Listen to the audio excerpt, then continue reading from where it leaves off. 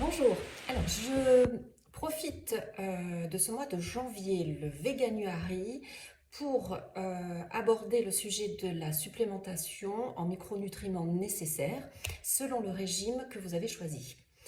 Donc si vous avez choisi le régime végétarien, c'est-à-dire que dans un premier temps, vous arrêtez la viande et le poisson dans votre alimentation au quotidien, il faudra se supplémenter en vitamine B12.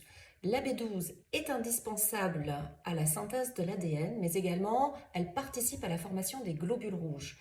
Donc cette vitamine est essentielle et vitale et il faudra rapidement s'en préoccuper. Les recommandations en B12 sont soit un comprimé tous les jours, 25 microgrammes, ou bien une fois par semaine, 2000 microgrammes, ou une fois par mois, 5000 microgrammes. La B12 se présente sous plusieurs formes. Les plus courantes sont la méthylcobalamine ou la cyanocobalamine. Vous les trouvez dans des boutiques bio, mais également en pharmacie ou sur Internet. Pensez à la boutique Vegan Shop où on trouve beaucoup de compléments alimentaires très intéressants. Si vous optez pour un régime végétalien, c'est-à-dire sans aucun produit animaux, ni viande, ni poisson, ni œufs, ni produits laitiers, dans ce cas-là, il faudra rajouter de l'iode. L'iode est le nutriment indispensable à la thyroïde, elle nourrit la thyroïde, on ne peut pas s'en passer. Les besoins sont quotidiens, ils sont de 150 microgrammes par jour. Donc dans ce cas-là, il faut rajouter ce complément alimentaire à la B12. Il existe un complément qui s'appelle le VEG1, dans lequel on a donc de la B12 et de l'iode, donc c'était très pratique de le prendre tous les matins par exemple.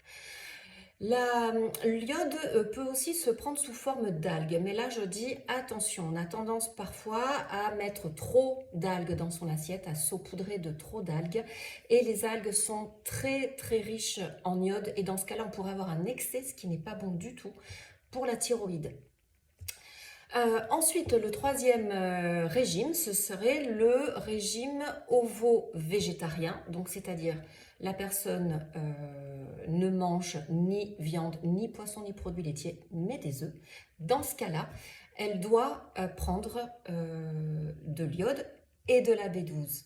Voilà, donc la même chose que pour le végétalien.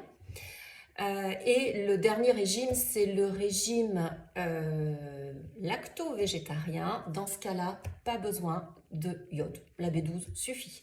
Alors pourquoi en fait dans le régime lacto-végétarien pas besoin d'iode? Tout simplement parce que dans les produits laitiers il y a de l'iode.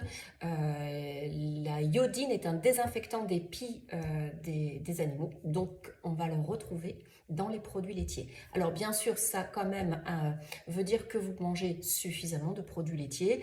Si c'est un par-ci par-là, 3 dans la semaine, ça ne va pas suffire. Ça veut dire que vous en mangez au quotidien, 2 produits laitiers par exemple par jour.